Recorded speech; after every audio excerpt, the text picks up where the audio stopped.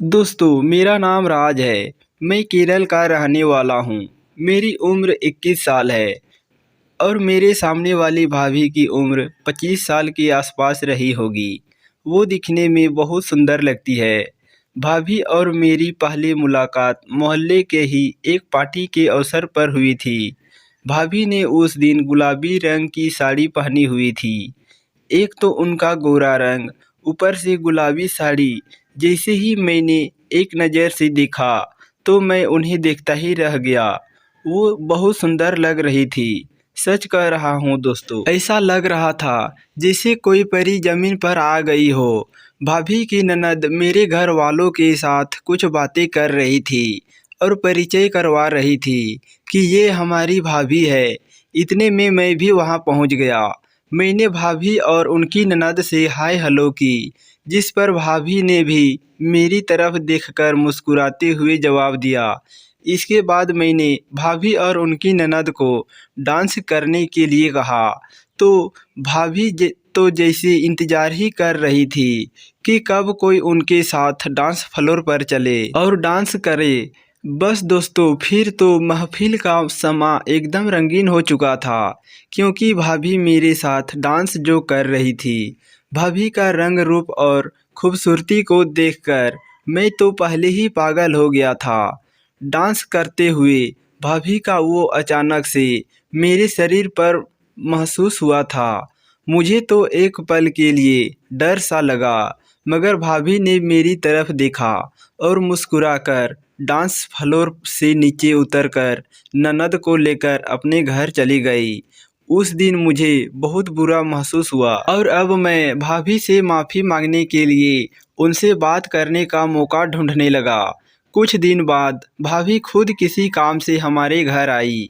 अब मुझे लगा कि आज बात हो सकती है, तो मैं भाभी के पास आकर बैठ गया और मौका देखते ही भाभी को सॉरी बोल दिया।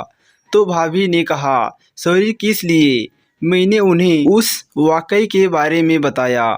तो भाभी का जवाब सुनकर मैं दंग रह गया।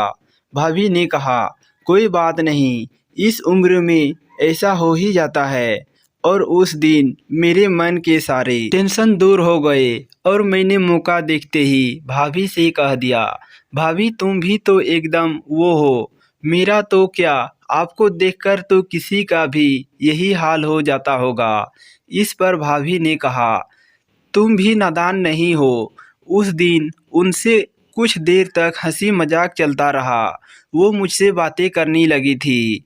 अब मैंने भाभी से उनका फ़ोन नंबर मांगा, तो भाभी ने कहा, तुम मुझे अपना नंबर दे दो, मैं खुद ही तुम्हें फ़ोन कर लूँगी। मैंने अपना नंबर दिया और वो नंबर लेकर चली गई। उस दिन के बाद मैं भाभी के फ़ोन आने का इंतज़ार करने लगा।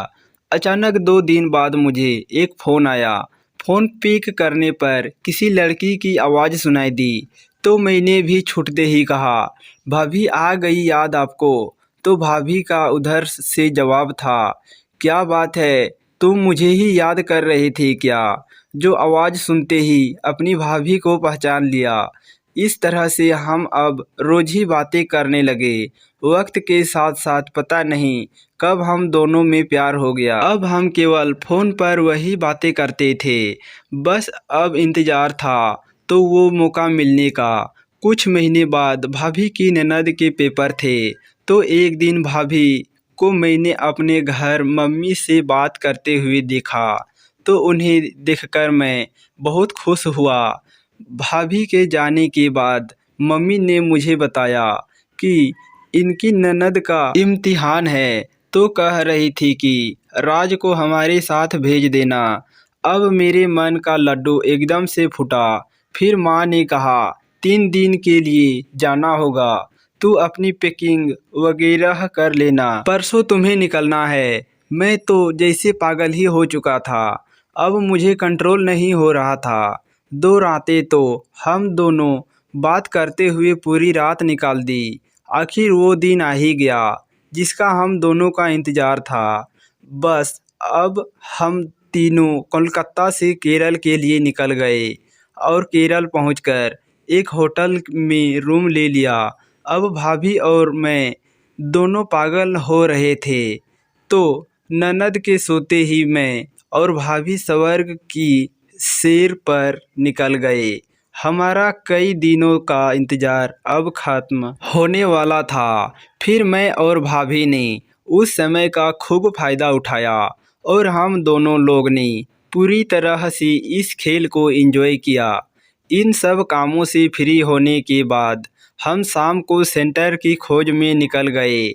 हम 2 दिन केरल में और रुके थे और उसी होटल में रुके रहे और उन दोनों दिनों में हम दोनों ने बहुत एंजॉय किया और मैं भाभी के साथ वो सब करता रहा।